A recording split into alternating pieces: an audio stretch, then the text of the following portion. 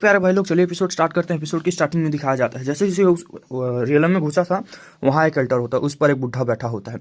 वही रेन डाटी की रियल बॉडी होती है। सी बिना रुके अटैक करता है, स्वॉर्ड कोर्स सीधे फोरहेड पर होती है। इसी मोमेंट कॉस्मोस में एक पावरफुल डिवाइन अवेयरनेस मूव करती है। यह कोई नॉर्मल इंटिटी नहीं होती, वो सी हाउ को पहचान लेता है। तुम हुआंग हो। सी हाउ उस सील्ड एंशिएंट गेट को देखना चाहता था, देखता है वही टाइप के पाथ जो इमॉर्टल टॉम से जुड़ा होता है। उसे समझ आ जाता है फ्यूचर में यहाँ से बहुत बड़ा कुछ वापस आने वाला है। डिवाइन विल बोलती है अगर तुम कर्ज ना हो तो तुम इमॉर्टल डोमेन के लिए सिलेक्ट हो सकते थे। सी हाउ चुप रहता है, उसकी आंखों में फियर नहीं होती, सिर्फ रिजॉल्व होता है। और यहीं से रियल कॉन्फ्लिक्ट रेंजर शुरू होता है। देखते हैं क्या होगा गाइस। ये थोड़ा सा देखते हैं क्या होगा आगे, क्योंकि जो पर्सन आया हो शायद तक वही है जिसकी बातें कर रहे थे ना, कि हाँ ये मोटल डोमेन खुल रहा है, कुछ पर्सन को सिलेक्ट किया जाएगा, उन्हीं में से एक है शायद तक वो। हमें एक और चीज़ दिखाई जाती है, मतलब वो बोलता है कि उसमें मेरे सर्वर में मुझे ऐसा ऐसा क्वेश्चन होता है तो उसको कट कर दिया गया है। ठीक है, तो इसको हम देखते हैं क्या होगा। सी हो के लिए ये बात एक्सेप्ट करना नामुमकिन था, चाहे फॉलोवर के काम रूप में हो या सर्वेंट भी बनना पड़े और किसी के पीछे चलना, ये ऑप्शन उसके लिए कभी एग्जिस्ट नहीं करता। तो उसने इतने सालों में वो अकेला आगे बढ़ा था। उसने कौन से एनिमी नहीं देखे थे, कौन से पावरफुल एम्परर क्लैन से नहीं लड़ा था। एम्परर क्लैन से तक टकरा चुका था वो, ब्लड से भरा हुआ, लेकिन कभी झुका नहीं था। ये जो यंग मास्टर थे, सी हाउ के लिए उनका कोई वेट ही नहीं था। तो मतलब पिछले चैप्टर में ना उसने ना सी हाउ के लिए मतलब सर्वेंट बनो मेरा ऐसा करके ऑप्शन रखा था, ये था। ठीक है, चाहे सर्वेंट बनना ना पड़े, सिर्फ साइड में चलना हो, ये भी उसके लिए नामुमकिन था सी हाउ के लिए। इतने सालों में उसने किसी को नहीं मारा था। ठीक है, इसीलिए जब यंग मास्टर का नाम आता है तो सी हाउ उन्हें सीरियसली ही नहीं लेता। तब वो मिस्टीरियस इंडिविजुअल बोलता है, टोन टोन शांत लेकिन बात हैवी टोन में, तुम्हें समझना होगा बड़ी दुनिया में तुम जैसे टैलेंटेड रेयर नहीं होते। ये वर्ल्ड जितना तुम सोचते हो उससे कई गुना ज़्यादा कॉम्प्लेक्स है। उसके शब्द बोलते वक्त ऐसा लगता है जैसे सराउंडिंग्स में प्रेशर बढ़ गया हो, हवा थोड़ी ठंडी हो गई हो और एक अजीब सा वेट फील होता है। फिर वो एक ऐसी बात बोलता है जो सी हाउ के लिए झटका होती है। 9 हेवेंस 10 अर्थ से जो भी निकलना चाहे, जितना भी आउटस्टैंडिंग हो, इमोर्टलिटी के पाथ पर आज तक कोई आगे नहीं बढ़ पाया, किंग नहीं बन पाया, ऐसा था। ठीक है, मतलब टॉन्ट मार रहा है सीधे। ये सिर्फ ओपिनियन नहीं था, ये हिस्ट्री का कंक्लूजन था। फिर हाँ तुरंत पूछता है, तुम इमोर्टल इन्फेंट ग्रेट एरा की बात कर रहे हो? जवाब आता है बिना किसी इमोशन के, इमोर्टल डोमेन के लिए एक ग्रेट एरा भी छोटा होता है, टाइम एंडलेस है और इमोर्टल डोमेन उससे भी ज़्यादा। वो बताता है कि ये क्लैंस किसी एक एरा में पैदा नहीं हुए, ये इतने पुराने हैं कि उनके ओरिजिन इमेजिनेशन से भी बाहर हैं। सी हाउ के अंदर कुछ स्थिर होता है, उसे लगता है जैसे उसका ब्लड उबल रहा हो, एक फ्लेम जलती है। वो इस रियलम से बाहर निकल कर पूरी दुनिया दिखना चाहता है, लेकिन साथ ही डाउट भी आता है। वर्ल्ड इतनी वास्ट है, टाइम इतना लंबा, अगर कभी रियल टर्मोइल हुआ तो कैसे मॉन्स्टर्स सामने आएंगे। सिर्फ खुद को काम करता है और उसे रियलाइज होता है 9 हेवन 10 अर्थ शायद सिर्फ एक कॉर्नर थे।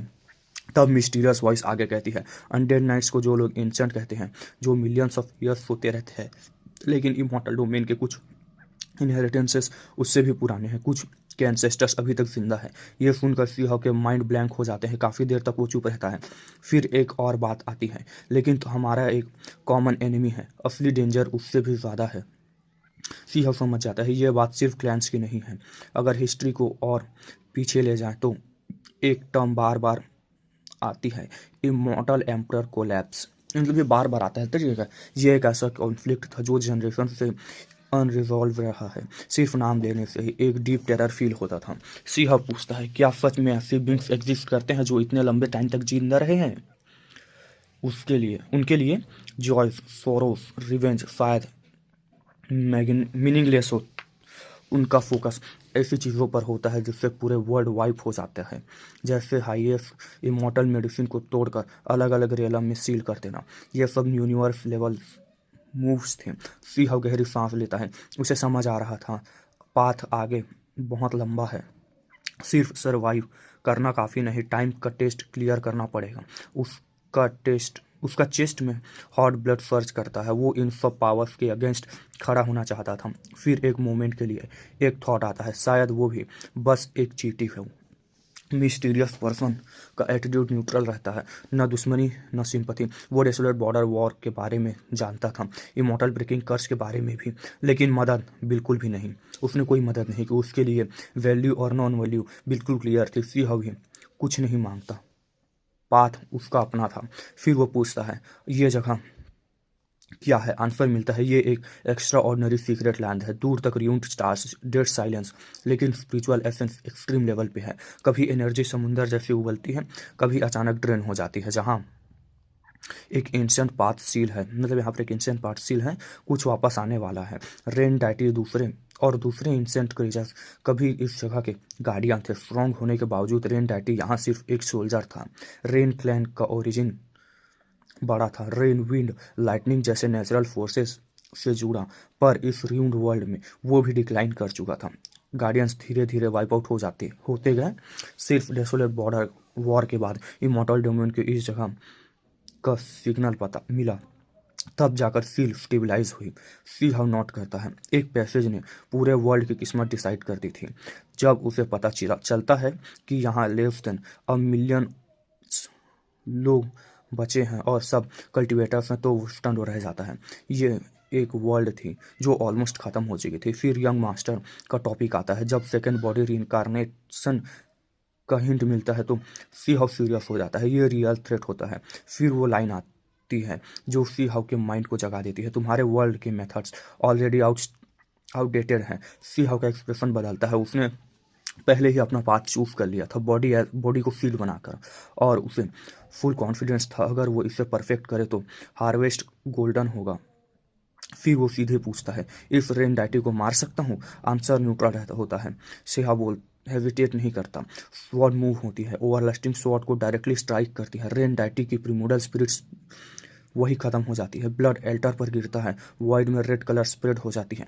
एंड में जब वो पूछता है कि क्या ये रिलम 8 रीजन्स में लाया जा सकता है, तो जवाब मिलता है सिर्फ स्पेसिफिक कंडीशंस में। रेन डाइटी का आना रूल के अगेंस्ट था, इसलिए जो हुआ वो फेट था। मिस्टीरियस एग्जिस्टेंस चली जाती है। सी हाउ टाइम वेस्ट नहीं करता, रियलम वॉल कट करता है और डेसोलेट रीजन वापस आ जाता है। उसके पीछे स्पेशियल नोट कोलैप्स हो जाता है और इसी के साथ देखते हैं आगे क्या होगा। हमें दिखाया जाता है सियाओ के प्रिमोर्डियल स्पिरिट अपनी असली जगह वापस आ जाती है। उसकी आंखें धीरे से खुलती हैं, लेकिन वो तुरंत हिला नहीं। काफ़ी देर तक वहीं खड़ा रहता है, बिल्कुल शांत, जैसे उसका दिमाग किसी गहरी जगह में डूबा हो। उसके पास गोल्डन लायन गार्ड करते हुए बैठा था। उसकी गोल्डन आंखें लगातार चमक रही थी। वो भी खुद में सोच रहा है वो जगह आखिर थी क्या। हुआंग जैसे इंसान भी वहां से निकलकर थोड़ा एब्सेंट माइंडेड हो गया।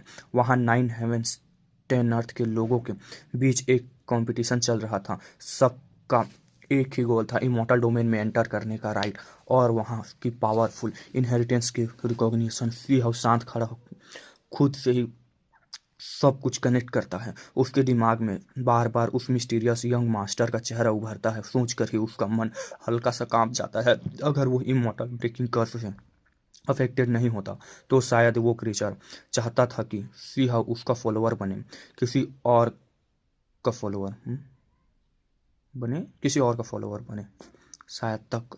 सी हाउ बिना कुछ बोले ये लाइन अपने मन में दोहराता है। वो अंदाज़ा लगाता है कि आखिर वो बीइंग कितना ज़्यादा पावरफुल थे। उसके अंदर अर्जेंसी आ जाती है। अगर उसने अभी भी पूरी जान से कल्टीवेट नहीं किया तो फ्यूचर में उसे वाकई बहुत डेंजरस ओपोनेंट्स मिल सकते हैं। साथ ही उसके अंदर एक अलग ही इमोशन भी उठता है। वो डिसाइड करता है लोअर रेलम में रहकर शांत रहकर अपने खुद का पाथ तैयार करेगा। हायर रेलम का कॉन्फ्लिक्ट, इमॉर्टल डोमेन का कैओस, सब फ्यूचर में बड़ा तूफान बनेगा। लेकिन अभी सिंह चुपचाप अपनी टेक्निक को पॉलिश करना लगता है, अपने दाव को समझेगा। और जब तक सब कुछ परफेक्ट ना हो जाए, स्टोन कंट्री के ईस्टर्न डिस्ट्रिक्ट का ये डिजास्टर यही खत्म होता है। मतलब ना होता है यही रहूँगा ऐसा था। ठीक, अब हमें दिखाया जाता है डिजास्टर खत्म हो चुका था। कुछ ही वक्त बाद जब sea house stone country imperial capital वापस आता है तो शहर में चीयर्स गूंज उठते हैं। स्टोन एम्पर हर कोई चिल्ला रहा था। लोग दिल से शुक्रिया अदा कर रहे थे होते हैं। इंपीरियल कैपिटल में कई गेस्ट मौजूद होते हैं। उनमें से एक होती है प्रिंसेस कियान, मिस्टीरियस रीजन की 10 ग्रेट ब्यूटीज में से एक। लोअर रेलम में सी हाउजिस पहली इंसान से मिला था, आज वही उससे मिलने आई थी। आज यहाँ काफ़ी लोग आए हुए थे। जैसे ही कंफर्म होता है कि लिटिल स्टोन सच में वापस आ गया है तो विजिट्स का सिलसिला शुरू हो जाता है। 9 हेडेड गोल्डन लायन जीन होंग भी आते हैं। उसका पूरी बॉडी गोल्डन लाइट से मतलब जिन होंग जिसका 9 हेडेड गोल्डन लायन था, याद नहीं जिसके एक सर सिंह ने खा दिया था, 10 हेडेड था वो पहले से आज तक, हाँ चमक रहा था। 9 सर, हर एक से अलग ब्रिलियंस निकलती हुई वो ह्यूमन फॉर्म में आता है। अपने साथ फ्लेम क्रो, 5 कलर्ड लायन, लुआन, सेबल और 3 आइड क्लैन के भाइयों को भी लेकर आता है। ये सब वही लोग थे जो कभी सीहाव के साथ फाइट के बिना दोस्त नहीं बन सकते थे। 9 हेडेड लायन को तो पहले से पता था कि सिंह ने बुरी तरह बुली किया था, माउंट बना दिया था। 5 कलर्ड लुआन का तो एक हिस्सा सिंह ने काट कर रोस्ट भी कर दिया था हंड्रेड्स सेटरिंग माउंटेन में। लेकिन टाइम के साथ ये सब लोग सिंह के करीब आ गए। जिन होंग तो आखिर में लिटिल स्टोन का स्वान ब्रदर बन गया। तुम स्ट्रांग हो गए। सिंह मुस्कुरा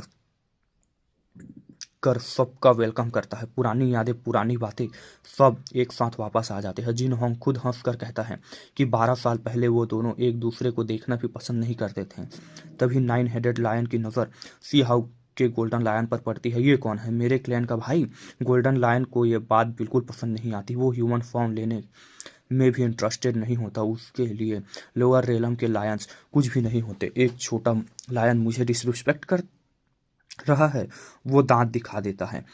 फा सी हाउस सीधे उसके सर पर थप्पड़ मारता है, कंट्रोल में रह कहता है, पर जिन होंग को बताता है कि यह उसका माउंट है। जिन होंग हंसते हुए और छेड़ता है, जिससे गोल्डन लायन भड़क जाता है। सी हाउ उस सिचुएशन को भी हैंडल करता है, थोड़ा मैनिपुलेट करके दोनों लायंस को पास ला देता है। उसके बाद हेवन मेंडिंग पवेलियन के लोग आते हैं। किन फैंग खुद उन्हें रिसीव करता है। ये वही जगह थी जहाँ सबने एक साथ कल्टीवेट किया था। सी हाउ सिर्फ घोस्ट ग्रैंडपा को मानता है, हायर रेलम के हेवन मेंडिंग सेक्ट को नहीं। पुरानी यादें उभर आती हैं। Outstanding horn. सी हाउ हंसते हुए वाओतियान को बुलाता है। सब लोग हंस पड़ते हैं क्योंकि सबको याद होता है कैसे सीहाव ने उसे ब्रिक से मारा था। हंसी मजाक के बीच सीहाव हायर रेलम के बारे में थोड़ा बताता है, लेकिन सब कुछ नहीं। लोग समझते हैं वो हेवनली डाइटी रेलम में है और फिर भी सब शौक हो जाते हैं। सीहाव खुद थोड़ा उदास हो जाता है। उसे पता है उसका पाथ उन सब से काफ़ी दूर जा रहा है। नेक्स्ट डे वो हेवन मिंडिंग पवेलियन जाता है। वहाँ से एल्डर्स को रिस्पेक्ट करता है। किन फैंग की आंखों में आंसू आ जाते हैं। सी हाउ एक ग्रेव के सामने रुकता है। सीनियर मुयान, मैं आपसे मिलने आया हूँ। फिर वो गार्डियन स्पिरिट की रिबॉर्न वाइन को देखता है। वाइन स्ट्रॉन्ग है, अलाइव है, लेकिन पुरानी यादें नहीं जानती। सी हाउ शांत हो जाता है। होप होना ही काफ़ी है। वहाँ से निकल कर वो अकेले चल पड़ता है। गोल्डन लायन भी वापस भेज देता है। किन फैंग को भी नहीं लेता। अकेले बिल्कुल शांत वो नॉर्दर्न सी की तरफ बढ़ता है। समुंदर अंधेरा है, गहरा। सिंह आगे देखता है। उसे पता था उसे यही आना था। कुन पेंग नेस्ट कि मतलब कुन पेंग नेस्ट में वापस आया। ठीक, अभी देखो अभी मैं शॉर्ट में एक्सप्लेन कर रहा हूँ यार, मतलब ऐसा मत करना कि भाई ये मैच नहीं कर रहा, वो नहीं कर रहा, क्योंकि अभी कुछ नहीं है स्टोरी में, पता है अभी मतलब वही 100 चैप्टर के आसपास कुछ नहीं है। उसके बाद ना जब होगा ना तब बहुत कुछ होगा, उसको पूरे डिटेल में हम लोग एक्सप्लेन करेंगे। ठीक है, तब कंटिन्यू रखते हैं हम।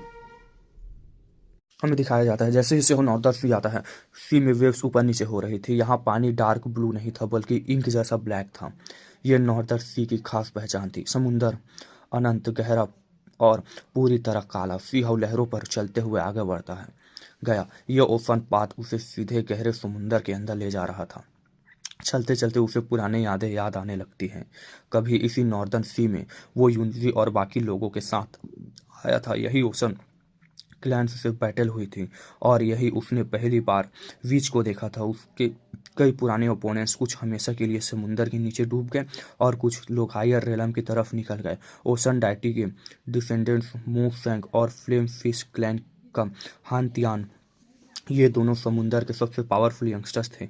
सी हाउ ने उनसे पहले ज़बरदस्त बैटल की थी। अब पता नहीं वो लोग कैसे होंगे। सी हाउ हल्की हंसी के साथ छोड़ता है। समय के साथ सब कुछ दुश्मन कुछ पहचान के लोग शायद दोबारा मिल ही ना पाए। कुछ दुश्मन कुछ पहचान के लोग मिल ही नहीं पाया ऐसा था। ठीक है, कुन पेंगनेस्ट तक पहुंचना आसान नहीं था। पहले जब वो आया था तो उसे काफ़ी डेंजर और हार्डशिप से गुजरना पड़ा था। कुन पेंगनेस्ट नॉर्मल समय में दिखता ही नहीं था, ये नॉर्दर्न सी के बिल्कुल गहरे हिस्सों में छुपा हुआ था और असल में एक स्ट्रेंज स्मॉल वर्ल्ड के अंदर एग्जिस्ट करता था। तब सी हाउ का लेवल बिल्कुल अलग था। सुप्रीम बींग से नीचे खुद को नंबर 1 कहना भी गलत नहीं होता। इसी वजह से उसे कोई रुकावट नहीं मिली। कई दिन नॉर्दर्न सी में रोम करने के बाद उसने कुछ क्लूज पकड़ लिए। फिर सी हाउ ने सीधे वॉइड को टीयर किया और एक मिस्टीरियस ओपन रेलम में इधर उधर स्केलेटन्स और एंशिएंट शिफ्ट रह रहे थे। कभी दिखते, कभी गायब हो जाते, बिल्कुल भूत जैसे। ये सब पुराने ज़माने की चीज़ें थी, घोस्ट शिप्स, फॉर्मेशंस से बनी इल्यूजन्स और कुछ ऐसे हीरोइक स्पिरिट्स जो अभी तक इस दुनिया से जा नहीं पाए थे। सी हाउ ने इन सब पर कोई ध्यान नहीं दिया। उसका करंट लेवल पर ऐसी चीज़ें उसे बिल्कुल डिस्टर्ब नहीं कर सकती थी। इस बार उसने कोई पेपर बोट नहीं देखी, सिर्फ बोन बोट्स ही बोन बोट्स थे। उसे वो पेपर बोट याद आ गई जो ब्लड से भीगी हुई थी, जिसमें लिखा था I am the only one left. वो शब्द एक औरत के हाथों से लिखे गए थे। उनमें डिसअपॉइंटमेंट, फ्रस्ट्रेशन और गहरी रिजनमेंट छुपी हुई थी। इस बार ऐसा कुछ भी नहीं मिला। कभी वो ब्लैक सी से गुजरा, कभी गोल्डन सीज में पहुंच जाता। ये सब उस स्मॉल वर्ल्ड के स्ट्रक्चर की वजह से था। आखिरकार सी हकुन पेमनेस्ट के बिल्कुल पास पहुंच गया। जो चीज़ बाकी लोगों के लिए ऑलमोस्ट इम्पॉसिबल थी वो उसके लिए ना मुमकिन हो गई। कुन पेमनेस्ट का को इस एरा में छुपा रहना चाहिए था, इसीलिए लेकिन आज वो खुद यहाँ खड़ा था, समुंदर के बीच। एक मैसिव स्टोन क्लिफ ऊपर उठता हुआ दिखा।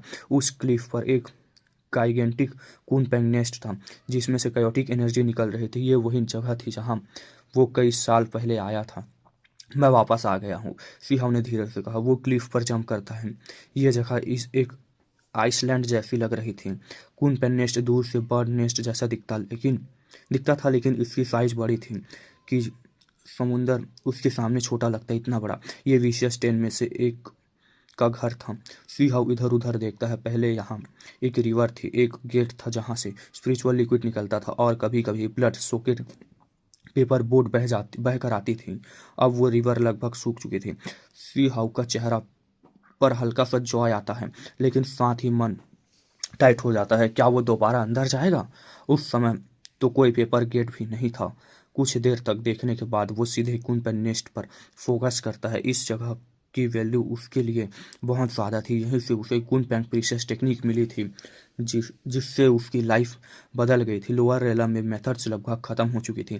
ऐसे में कुन पैंग टेक्निक मिलना ट्रू नेचुरल लगता। ये ओशन रीजन पहले बैटल्स से तबाह हो चुका था। लैंड के क्रीचर्स, सी के ओवरलॉर्ड्स, सब ने यहाँ हैवॉक मचाया था। कुन पैंग आखिरकार यही दफन हो गया था। सी हाउ खुद से बोलता है। वो आगे बढ़ता है और फोर्सफुली एंट्रेंस ओपन करके कुन पेन नेस्ट के अंदर चला जाता है।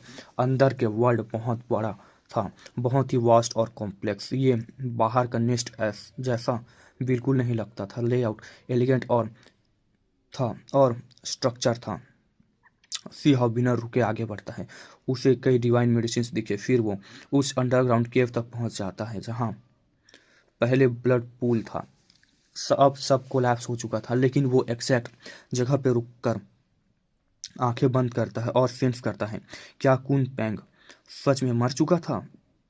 थोड़ी देर बाद वो एक डिसीजन पर पहुंचता है। कुन पैंग मर चुका है, लेकिन वो रुकता नहीं। उसे लगता है कि कुछ जगह ऐसी है जो उसने पहले मिस करती थी। उसका वेपन कहाँ गया? कुन पैंग का वेपन इटर्निटी, वो ब्रोकन हेलबर्ड, पहले ही सेंटाइंट हो चुका था और उड़ चुका था। तभी सी हाउ एक हिडन रूम डिस्कवर करता है। ये रूम अपने आप में एक छोटा वर्ल्ड था। जैसे ही वो अंदर घुसता है, प्राइमल क्योस बाहर की तरफ फैल जाते हैं और तब उसे एक और स्ट्रेंज और ऑरा महसूस होती है, जैसे कोई कुन पैंग अभी भी यही मौजूद हो। वो आगे बढ़ता है और देखता है गोल्डन एग्स, काफ़ी बड़े ब्लैक पैटर्न से ढके हुए। ये कुन पैंग एग्स थे। सी हाउ शॉक में आ जाता है, लेकिन जब वो करीब जाकर चेक करता है तो सच्चाई सामने आ जाती है। ये एग्स ऑलरेडी डिस्ट्रॉय हो चुके थे। कायोटिक एनर्जी थी, लेकिन लाइफ फोर्स बिल्कुल नहीं। कुन पैंग के बच्चे पैदा होने से पहले ही मार दिए गए थे। सी हाउ का दिल भारी हो जाता है। उसे ड्रैगन नेस्ट याद आ जाती है, जहाँ सिर्फ एक क्रिम्सन ड्रैगन बचा था। उसे 9 हेवंस का हेवनली हॉर्न एंट याद आ जाता है। हिस्ट्री बार बार रिपीट हो रही थी। उसे याद आता है 5 फेस माउंटेन के नीचे दबा हुआ वो कुन पेंग चाइल्ड। शायद वही अकेला बचा था। उसकी बॉडी भी इनकम्प्लीट थी, फोर्स इंजर्ड था और शायद प्राइमल कोयोस में सील किया गया था। शी हाउ को कुछ लिखा हुआ मिलता है, वर्ड्स में ग्रीफ और दर्द भरा होता है। और तब एक शॉकिंग बात सामने आते हैं। विशियस 10 की कुन पेंग फीमेल थी। शी हाउ फ्रीज हो जाता है, तब उसे समझ आता है पोस्ट थ्यूमस चाइल्ड, इसका मतलब आखिर में वो एक और हिडन स्टोन केव तक पहुंचता है। अंदर इमॉर्टल एनर्जी है, लेकिन साथ ही ट्रेजेडी की फीलिंग भी। जैसे ही वो अंदर घुसता है उसकी बॉडी स्टिफ हो जाती है। इमॉर्टल ब्रेकिंग कर्स उसे वही ऑरा महसूस होती है। वहाँ सिर्फ कुछ ब्रोकन बोन्स बचे थे, कुन पेंग के बोन्स। ये कंफर्म हो जाता है कुन पेंग इमॉर्टल एंसेंट वॉर में जख्मी हुआ था और बाद में इमॉर्टल ब्रेकिंग कर्स की वजह से यही खत्म हो गया। सीहा पूरे नेस्ट को सर्च करता है और कुछ नहीं मिलता। आखिरकार वो स्पिरिचुअल रिवर फॉलो करता है, एक शाइनिंग गेट तक पहुंच जाता है। वहाँ एक वर्ल्ड ट्री ब्रांच पड़ा हुआ था। गेट से निकलने वाली स्पिरिचुअल फोर्स अब लगभग सूख चुकी थी। सीहा वेट करता है, क्या कोई पेपर बोट फिर से आएगी? कुछ नहीं होता। तब वो डिसीजन लेता है, वो खुद ही अपस्ट्रीम जाएगा, ठीक है, ये देखने के लिए कि इस गेट के ऊपर उस पार आखिर में छुपा क्या है। मतलब देखो कुन पेंग को भी ना इमॉर्टल ब्रेकिंग कर्व से मारा गया था, ठीक है, जब मतलब वो ना ग्रेट बैटल से जब लड़कर वापस आई थी ना अपनी इंजरीज को रिकवर करने के लिए, तब उसे वही क्या बोलते इमॉर्टल ब्रेकिंग कर्व से मारा गया था। तब राज और सामने आएंगे अभी, बस ऐसे ही मिस्टीरियस सभी चीज़ें होंगी यार। तब ये मत कहना कि भाई फाइट नहीं हो रही, डिटेल में नहीं कर रहे हो, अभी ऐसा ही है, ठीक है, लेकिन जब होगे तब बस फाइट होगी, कुछ नहीं आएगा सामने, सिर्फ फाइट और फाइट ही होगी। सी हाउ का अंदर जाने का डिसीजन थोड़ा रिस्की था, लेकिन सी हाउ इस मौके को छोड़ना नहीं चाहता था। उसे लग रहा था कि लाइट के गेट के पीछे एक बहुत बड़ा सीक्रेट छुपा हुआ है जो उसे लगातार अपनी तरफ खींच रहा है। सी हाउ ने गहरी सांस ली और आगे बढ़ गया। उसने अपना पैर स्पिरिचुअल लिक्विड में रखा, पानी के ऊपर चलते हुए सीधे उस गेट की तरफ बढ़ने लगा। अगर ये पहले होता जब उसकी स्ट्रेंथ इतनी नहीं थी तो इसी पल वो पूरी तरह क्रश हो जाता, लेकिन आज वो उस गेट के अंदर आधा कदम रख चुका था। गेट के पास वर्ल्ड ट्री की ब्रांच रखी हुई थी। वो इतनी स्ट्रिंकिंग थी कि उसे इग्नोर करना नामुमकिन था। पहले सी हाउ बिना ज़्यादा सोच विचार के उसे साइड में हटा देता है। वो ब्रांच थोड़ी सी टूटी हुई थी और ये देखकर सीहाउ के दिल में दर्द हुआ।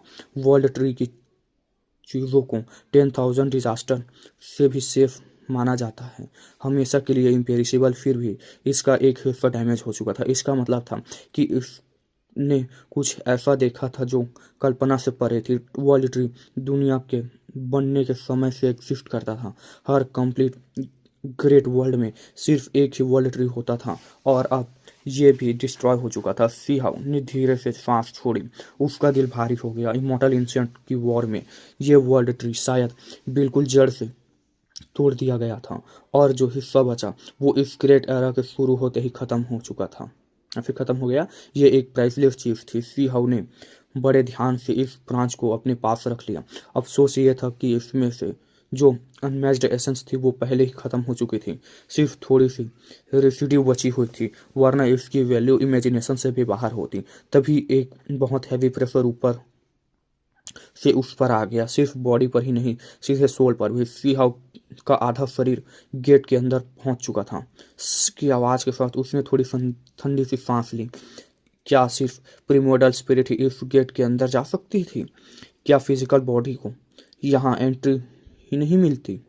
बॉडी ऐसे प्रेशर में टूट सकती थी, चाहे कोई इम्पेरेबल स्क्रिप्चर ही क्यों ना कल्टीवेट करे। सी हाउ ने जब अपनी सोल को आगे बढ़ाया तो और भी भयानक दर्द महसूस हुआ। मल्टी कलर्ड लाइट उतरी जैसे आसमान से स्वॉर्ड गिरी हो सीधे उसकी सोल को काटने के लिए। यह जगह सी हाउ की बॉडी लड़खड़ा गया। वो लगभग गेट के एंट्रेंस पर ही गिर गया था, लेकिन उसने खुद को संभाला। उसने अपनी सोल को वापस बॉडी में लिया और फिर एक ही बार में बॉडी और सोल दोनों के साथ आगे बढ़ गया। वो गेट को फोर्सफुली क्रॉस करना चाहता था। दर्द उस पर टूट पड़ा जैसे उसका शरीर चक्की के बीच पीस रहा हो और उसकी सोल पर हजारों ब्लेड चल रही हों। अंदर से बाहर तक सिर्फ सफरिंग ही सफरिंग थी। गेट के अंदर जाते ही उसे लगा जैसे वो कई दर्जनों स्टाफ उठाकर चल रहा हो। उसकी पीठ झुक गई, हड्डियां गठी गठी की आवाज करने लगी। टूटने के कगार पर आ गई। उसके फोरहेड के बीच से शार्प नॉइज आ रहे थे, जैसे सोल पर अटैक हो रहा हो। ये सच में एक क्रूअल टाइप का टेम्परिंग है, सिंह ने मन में कहा। उसने इस दर्द को सेल्फ इम्प्रूवमेंट की तरह ट्रीट किया, और अगर कोई सेल्फ रिलीज रियलम का कल्टीवेटर यहाँ आता तो बिना किसी एक्सेप्शन के वो क्रश हो जाता। इसी शाइनिंग वर्ल्ड में हर इंडिविजुअल बहुत ही इनसिग्निफिकेंट लगता है। पता नहीं कितने टाइम गुजरा, धीरे धीरे इस प्रेशर का आदत डालने लगा। उसने सर उठाकर आंखें थोड़ी सी नैरो की और अपने सराउंडिंग्स को देखा। ये एक शांत और ऑस्पिशियस वर्ल्ड था। उसके पैरों के नीचे एक गोल्डन रिवर बह रही थी, बिल्कुल खामोश, बिना आवाज के। पूरा लैंड हल्के गोल्डन ग्लो से भरा हुआ था। प्लांट्स से साफ थे, जेंटल लाइट रिलीज कर रहे थे। अगर ये प्रेशर ना होता तो कोई भी सोचे ये एक अनमैच्ड प्योर लैंड है, जहाँ कोई ट्रू इमोर्टल रहने पसंद करें। प्योर लैंड, शायद ट्रू इमोर्टल्स ऐसे ही जगह पसंद करते हों, सिंह ने सोचा। उसने अपना पोस्चर ठीक किया, खुद को एडजस्ट किया और फिर आगे बढ़ने लगा। उसके फुटस्टेप बहुत हैवी थे, हर कदम पर पानी के छींटे उछल रहे थे, आवाज साइलेंस को तोड़ रहे थे। आखिरकार वो फ्लोर पर पहुंच गया। हरा भरा ग्रासलैंड, क्यूफन जैसे सॉफ्ट थे। हल्की मल्टी कलर्ड मिस्ट चारों तरफ फैली हुई थी। ग्रास पर भी गोल्डन स्पेक्स चमक रहे थे, जैसे सब कुछ होली हो। पूरा वर्ल्ड जैसे गोल्ड में ढला हुआ सा लग रहा था, जैसे कई सन्स एक साथ उग रहे हों। बहुत ज़्यादा शांत, बहुत ज़्यादा होली। कई इधर कोई भी आवाज़ नहीं, कोई मूवमेंट नहीं। सिंह की बॉडी फिर से टेंस हो गई। वो प्रेशर को झेलते हुए अंदर की तरफ बढ़ने लगा। वो रिवर के साथ साथ चला, क्योंकि पहले ब्लड सॉकेट पेपर बोट्स इसी रास्ते से बह कर आई थी। ये दुनिया जैसे लंबे समय से छोड़ दी गई हो। सिंह अकेला ही ना इन हेवन अर्थ के एंड तक चलता गया, एक अननोन डेस्टिनेशन की तलाश में। उसे नहीं पता था आगे क्या है, सिर्फ इतना पता था कि हर कदम पर उसके मसल्स और बोन्स टूट सकते हैं। समय का एहसास खत्म हो गया। लगता था जैसे हजारों साल बीत चुके हैं, और लगता था जैसे सिर्फ एक पल गुजरा हो। तभी आगे का सीन बदलने लगा। मिस्ट गहरी हो गई, आसमान थोड़ा डार्क हो गया, जमीन का गोल्डन ग्लो धीरे धीरे खत्म होने लगा। प्लांट्स सूखने लगे, आगे जाते हुए सारी लाइफ फोर्स जैसे खत्म हो गई हो। जमीन सूखी, सख्त हो गई। एक ग्रे मिस्ट वॉल आसमान तक खड़ी थी, जैसे इस प्योर लैंड को दो हिस्सों में बांट रही हूँ। उसके आगे जाते ही सब कुछ अलग होने वाला था। थोड़ी सी हेजिटेशन के बाद सिंह फिर से आगे बढ़ गया। रिवर के रंग भी बदल गए। अब वो गोल्डन नहीं थे, ना ही स्पिरिचुअल एसेंस थी। वो डार्क ग्रे हो चुकी थी, बिल्कुल मुरझाई हुई। ये एक वाइथर्ड लैंड थी, डेथ और एंड का वर्ल्ड। अभी भी कोई पेपर बोट नहीं दिखी थी। पता नहीं कितने टाइम लगेगा, लेकिन सिंह ग्रे मिस्ट क्रॉस करके एक और ही दुनिया में पहुंच गया। यहाँ उसका दिल जोर जोर से धड़कने लगा। ये कोई एक लैंड ऑफ डेथ थी, इतनी खामोश कि उसे अपनी ही हार्टबीट महसूस हो रही थी, जैसे पूरा वर्ल्ड एक ही पल में फ्रीज हो गया हो। दूर दूर तक cities, temples, creature, ancient trees दिख रहे थे, लेकिन सब स्टेचूज जैसे जम चुके थे। कुछ सूखे पेड़ों पर फ्रूट्स लगे हुए थे, वो गिरे हुए थे लेकिन हवा में ही अटके हुए थे। कुछ क्रीचर्स चल रहे थे, उनके पैर उठा हुआ था लेकिन नीचे नहीं गया। सब कुछ उसी पल में बंद हो गया था। ये एक फ्रोजन वर्ल्ड था, मिस्टीरियसली टेरिफाइंग। कहीं इंटेंस बैटल हुई थी, डिवाइन वेपन्स एक्टिवेट हुए थे, लाइट फैली थी, लेकिन अब सब मिड एयर में ही जम गए थे। सिटीज आधी टूट चुकी थी, डिब्रीज हवा में फैले हुए थे। दूर एक माउंटेन लाइक क्रेशर ब्लड से भरा हुआ खड़ा था, वॉर हेलमेट उठाए हुए, चार्ज करते हुए, लेकिन वो भी हिल नहीं रहा था, जैसे किसी इंटरनल फोर्स ने इस पूरी बैटल को अचानक रोक दिया हो। सिंह आगे बढ़ता गया, उसकी आंखों में सिर्फ शौक था। इस जगह पर सिर्फ वही मूव कर सकता था, बाकी सब हिस्ट्री की एक पेंटिंग जैसे थे। और ये सीन पता नहीं कितने साल पुराना था। हमें दिखाया गया जैसे ही सिंह इस फ्रोजन वर्ल्ड में आगे बढ़ता है तो उसे लगता है जैसे वो किसी और समय की हिस्ट्री देख रहा हो, जैसे वो खुद उस टाइम स्पेस का हिस्सा ही नहीं हूँ। उसके आसपास सब कुछ रुका हुआ था, पर वो अकेला मूव कर पा रहा था। काफ़ी दूर तक चलने के बाद सीहाव को अचानक कुछ अजीब सी फील होती है। वो ऊपर आसमान की तरफ देखता है और उसे वहाँ एक स्ट्रेंज रिपल दिखता है, जैसे स्पेस के अंदर ही कोई वेव जम कर रुक गई हूँ। ये नॉर्मल चीज़ नहीं थी, ये टाइम फोर्स थी। और सिंपल शब्दों में बोले तो टाइम के रूल्स खुद यहाँ यूज़ किए गए थे। इसी वजह से यह पूरी दुनिया फ्रीज हो गई थी। लोग, सिटीज, क्रीचर्स, सब कुछ एक ही मोमेंट में अटक गए थे। सीहाव का दिल जोर से धड़कने लगता है। उसका दिमाग में सिर्फ एक ही सवाल आता है, ऐसी कौन सी पावर थी और किसने ऐसी पावर यूज़ कर सकता था।